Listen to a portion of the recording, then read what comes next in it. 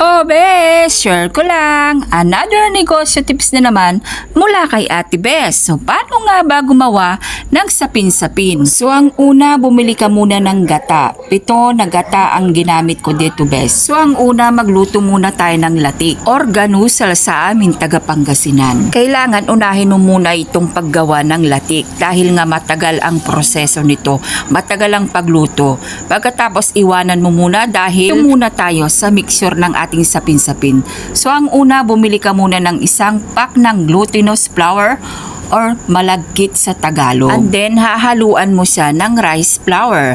Mixture best na yung rice flour mo ay parehas din ng texture ng glutinous flour at rice flour. Then, add ka ng kalahating kilo na asukal.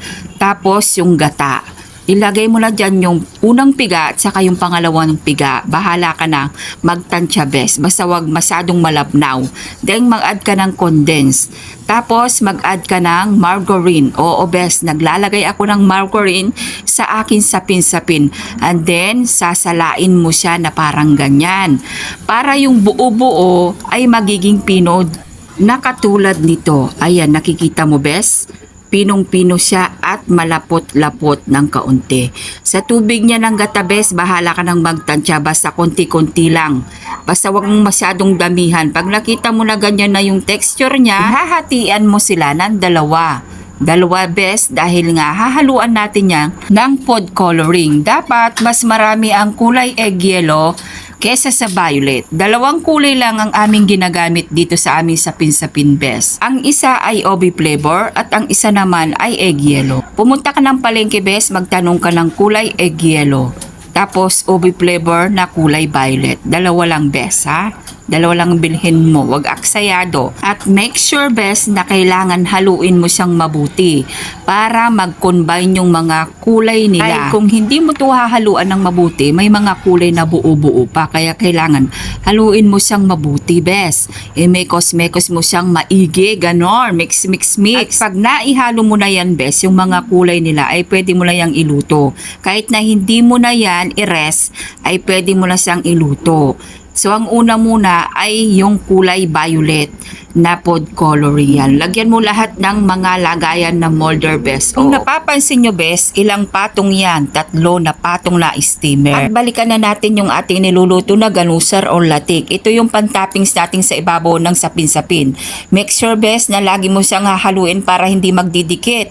At kung masyadong lutuin maigi, kailangan ganyan yung texture niya.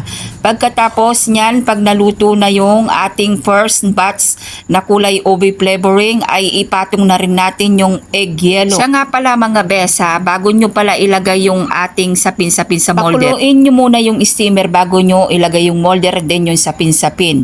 Kung tatanungin nyo naman bes kung ilan minuto yung sapin-sapin na first batch, ay 15 minutes. Oo bes, 15 minutes. At pag naluto na yung first layer ng obi flavor, ay saka natin ihahalo yung kulay egg yellow. Then, antayin mo na naman ng 20 minutes. Oo besa, 20 minutes bes. Baka magtatanong ka na naman, tapos magtataka ka bakit ang dali-dali. Siyempre, pakukuluin mo muna yung steamer bago mo ilagay yung mga pagkain, ganon. Tapos ilagay mo na sa bilao dahil nga pa-order namin ito. Alam mo ba, ang benta namin dito sa sapin-sapin, ang 50 pieces na sapin-sapin ay 500 pesos. Ang 100 pieces naman ay 980, ganon. So, ang nagawa pala natin doon sa isang pack ay 120 pieces.